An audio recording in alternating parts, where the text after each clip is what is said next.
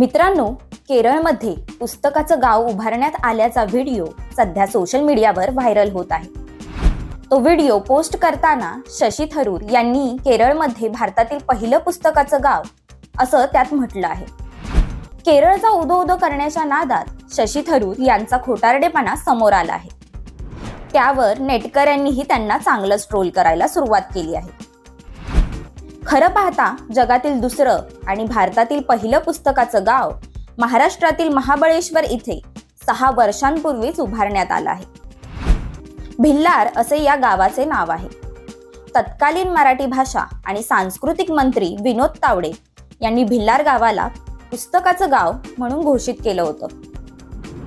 जगातील पहिलं पुस्तकाचं गाव म्हणून इंग्लंडमधील हे ऑन वे हे गाव ओळखलं जातं। याच गावाच्या धर्तीवर भिल्लार हे गाव पुस्तकाचं गाव म्हणून उभारण्यात आलं।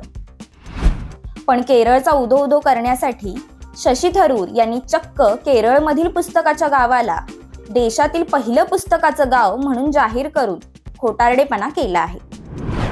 सोशल मीडियात याआधीही शशी थरूर चुकीच्या पोस्ट करून तोंडघशी पडले आहेत। लोकसभेच्या माजी अध्यक्षा सुमित्रा महाजन यांची प्रकृती बरी नसताना शशी थरूर यांनी चक्क त्यांना श्रद्धांजली वाहणारी पोस्ट केली होती। त्यानंतर त्यांनी माफीही मागितली होती। त्यांच्या या अशा वृत्तीमुळे ते सोशल मीडियात कायम टीकेचे धनी बनतात। नेटकरी कडक सिंग यांनी शशी थरूर यांचा खोटारडेपणा उघड करताना म्हटले आहे की खोटं बोल पण रेटून बोल अशी काँग्रेसची सवय असल्याने शशी थरूर कोणतीही खात्री न करता बिनधास्त खोटं बोलतायत। ही तर अशिक्षितांची लक्षणे आहेत। या आणि अशा अनेक प्रतिक्रियांनी त्यांना अनेकांनी ट्रोल केलं आहे। तर अशाच इतर माहितीसाठी पाहत रहा हिंदुस्तान पोस्ट।